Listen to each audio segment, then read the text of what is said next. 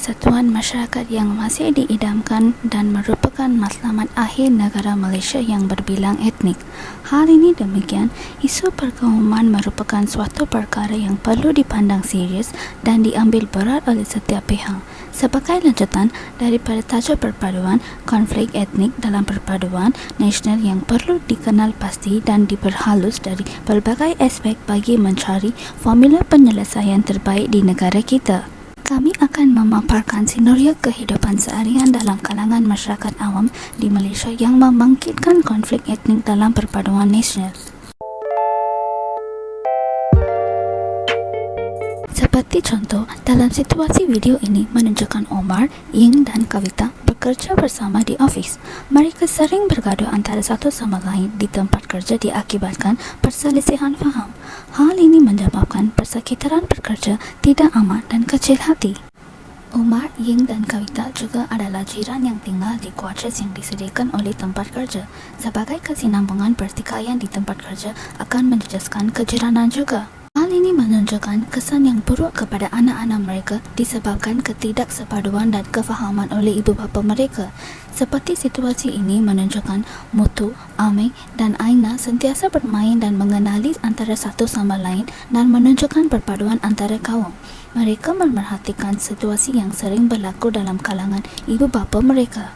Scene seterusnya menunjukkan perasaan dalam antara Omar, Ying dan Kavita yang memberi petunjuk serta ajaran tidak bermoral kepada anak-anaknya.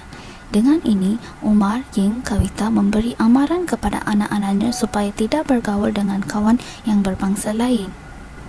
Seperti yang dijangka, Mutu, Aming dan Aina juga turut mengikuti jejak ibu bapa mereka di mana mereka mula tidak bergaul dan akan berlakunya ketidakfahaman dan konflik antara etnik. Antara sikap yang diajar oleh ibu bapa mereka menunjukkan perasaan dendam dan benci antara satu sama lain. Dengan keadaan sedemikian, terdapat banyak faktor berlaku konflik etnik dalam negara kita. Antaranya adalah disebabkan ibu bapa tidak memupuk dan mendidik anak-anak atau remaja dalam kalangan masyarakat.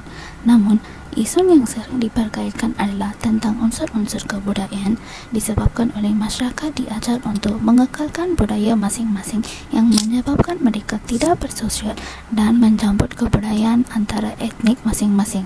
Berdasarkan senario yang dipaparkan, jika konflik dan ketegangan ini berterusan dalam kalangan generasi yang akan datang membawa budaya mereka ke arah ekstremisme dan keganasan serta negara kita menjadi kacau bilau dan huru hara. Tambahan pula boleh menyebabkan keselamatan dan keamanan negara akan terancam. Senario ini menunjukkan kesepaduan antara Omar, Ying dan Kavita di mana mereka menghormati dan bekerja sama untuk bergotong royong di kuartus mereka. Hal ini memberi kesan yang positif kepada anak-anak mereka. Seterusnya, Mutu, Aming dan Aina turut menerima kesan yang positif di mana mereka bermain bersama-sama, berkawan dan tidak berlakunya konflik antara mereka. Mereka juga turut menunjukkan kesepaduan antara etnik. Disebabkan kesefahaman dan menghormati antara satu sama lain, konflik etnik dalam negara kita akan dapat dielakkan serta meningkatkan kesejahteraan antara etnik dan rakyat.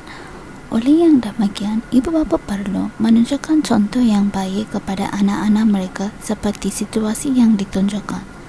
Hal ini memberi kesan positif yang berpanjangan sehingga anak cucu kita serta dapat mengalahkan sebarang ketegangan antara budaya, agama dan kaum.